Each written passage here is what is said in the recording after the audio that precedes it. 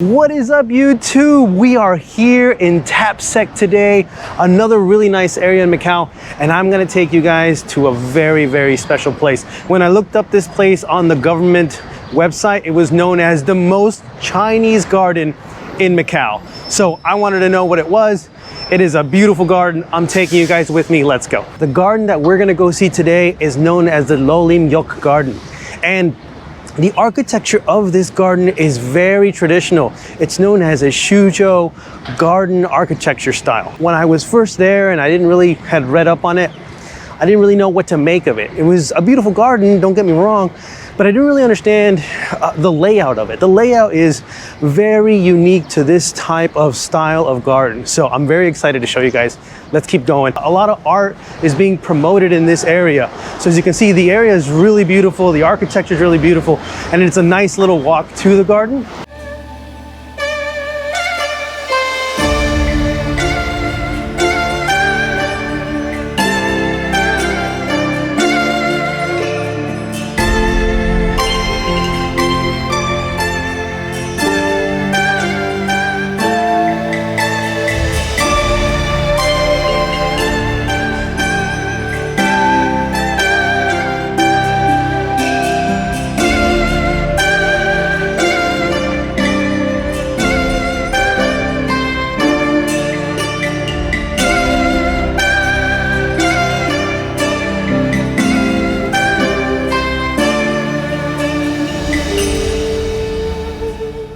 As you can see, we are now inside the garden.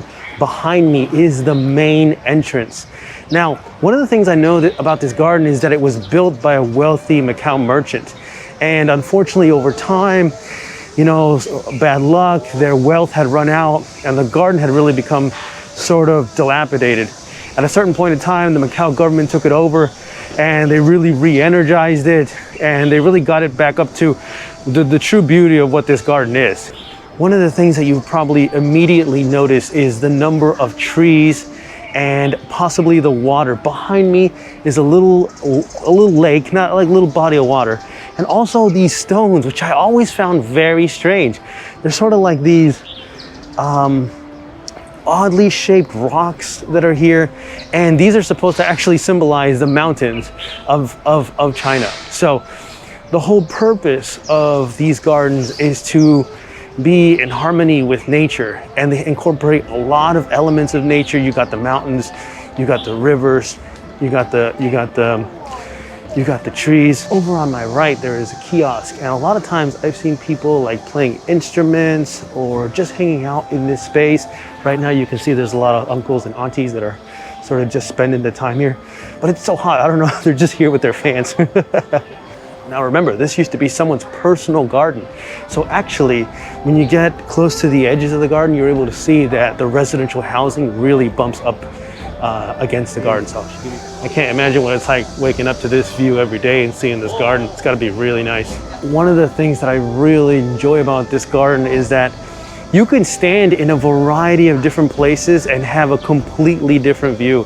From the little research that I did, it's my understanding that this is fairly unique to these Suzhou type gardens. This building that's here behind me is very interesting. You got this very pink painting, but also I wanna say that this building has to be a combination of both Portuguese and Chinese.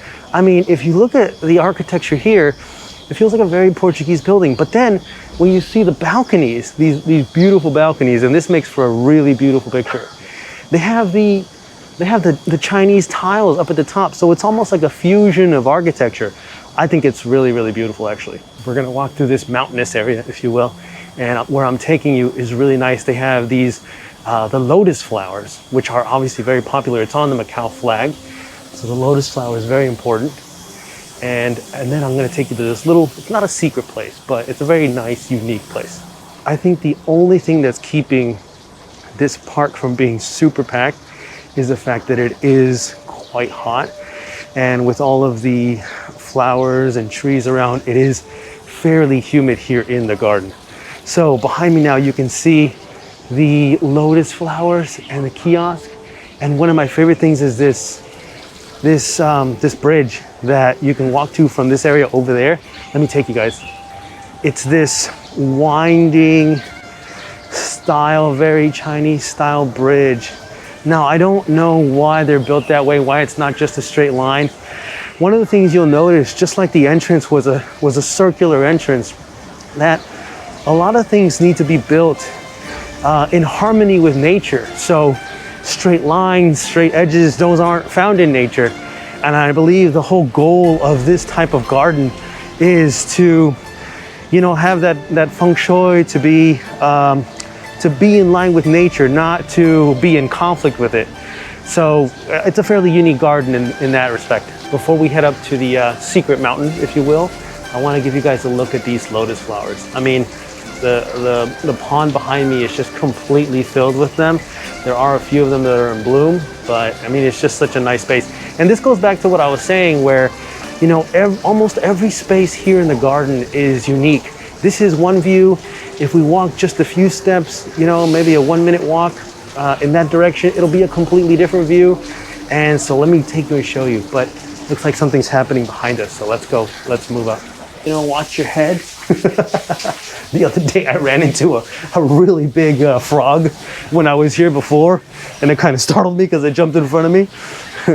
So they seem to be more prominent at nighttime than during the day. So no frogs today. You've got, you know, what's supposed to be representative of the mountains, and then the waterfall there. We reached the top of the mountain. Now, here is a great vantage point, but you still can't see the entire garden from here. You can see probably 20% of the garden from here. And today I found out there's a whole section of the garden that I had no idea existed. And the reason I didn't know it existed is because I always made a right in this space, but I noticed that there was something in the background. I thought it was sort of closed off for visitors, but I saw people. So I'm excited to show you guys because it was actually a really, really beautiful space. Oh, they're doing like a photo shoot today. Not sure if you're able to see the girl. I don't know, she didn't like me filming her. I don't know. Now, I have a few more places to show you. This area specifically overseas where we just were, this place is very interesting. Now, I believe that this is a statue to Ama. So some of you guys have heard me talk about Ama. Ama is the goddess of the sea. Because Macau was a fishing village, they used to pray to her. She was sort of like the, if I were to call it something, the chief goddess of Macau. Now, it looks like her. If you're from Macau, is it her? Can you confirm? Leave me a comment down below. All right, now we're coming to this part. You've got these, what are these called, everyone? Are these called lily pads? Is that what they're called? Not 100% sure, but you see the koi fish swimming under them, these bright red, beautiful fish. I don't know what happened in this section of the garden. I showed you guys earlier in that walkway to the kiosk, that had a very smooth, rounded path. Here we got straight lines, and I don't know what happened. So completely different section of the garden. Maybe they, I have no idea. You know, one of the things that I have found is doing research, especially in English, has become, it's very difficult. Most of what I think is written is going to be written in Chinese or Portuguese. So actually for me, I try to do as much research as I can about the places I take you guys, but sometimes it's quite difficult because it's not always in English. Here you got this kiosk with the lions that I always talk to you guys about, right? You always see these Chinese lions that are standing right outside of these kiosks. Now, this section, there's no water over here, but it does remind me of when I went to Beijing and they had these walkways that were covered just like this. Now we were going over a body of water, but there's no water in this section. But the way they laid it out, it does very feel like you see the lotus flowers in the middle, like there could be water here. It's very Chinese architecture, very unique. And this part of the garden bumps up against this Portuguese house, which I'm not sure where the family would have lived, whether they would have lived in this house or the one in the middle of the garden. They're both part of the same perimeter. We're coming up to the end of this garden here. I see some little stairs. Where do those go? Hold on, what does it say here? Cultural House of Macau, Tea Culture House. Again, it's just, I keep running into things that let's go check it out. I think it'll be interesting. So this is a tea house, but I don't know if it's open. Oh, it is open. I had no idea that you could even come in here. It's like a museum that's all about tea. So you got all these different China teapots behind me, and then you got this traditional Chinese tea set here set up, overseeing the garden. We're gonna be able to get a fantastic view of the garden from up here. Wow, it looks to be like this is the main part of the house here. All right, everyone, I think this is a fantastic place to end the video. I mean, I discovered something on camera with you guys.